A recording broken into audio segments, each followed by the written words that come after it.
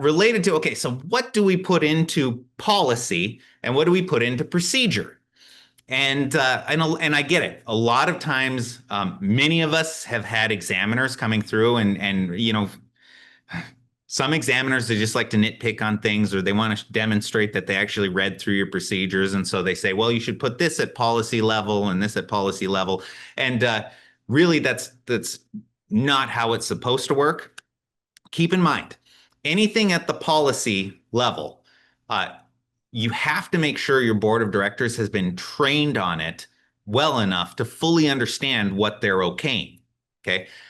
If they are just rubber stamping procedures or procedural information at a policy level, that doesn't look good, right? If your board of directors is going through and you're tweaking like specific CIP documents or specific methods of doing things internally, the question becomes, do they really care? First off, are you going to be losing them? Are they not even going to be reading through this because you just dumped a 57-page policy on them about specifics of how you're going to handle, kind of the minutia of the day-to-day activities?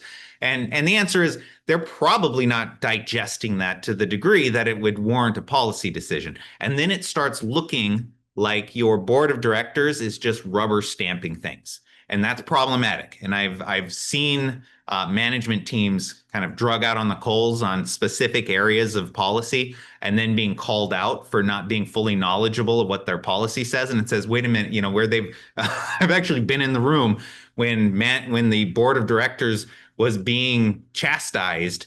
It was the management team was in the meeting, but they were chastising the board of directors for not knowing what they were doing, not knowing what their policies even said, right? Because there was some just kind of incongruity between what the policy was saying and what the people were doing on the ground. So keep that in mind.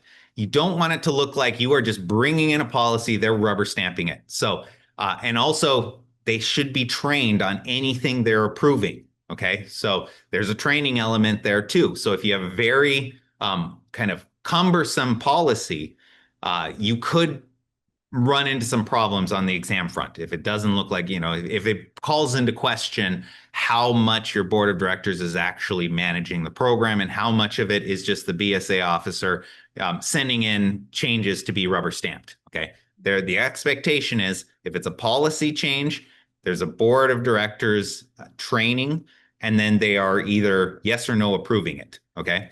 Procedures that's kind of the next step down. Yes, they're in writing, but it really should be more the kind of going concerns of what's going on a day-to-day basis.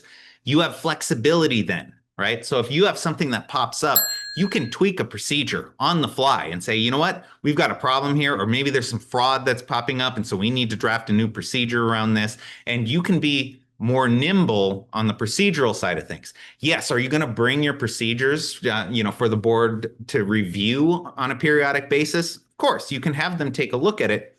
But the nice thing is they can review it. It isn't necessarily mandatory, A, that they approve it in advance, or B, that they actually get training on what exactly you're doing.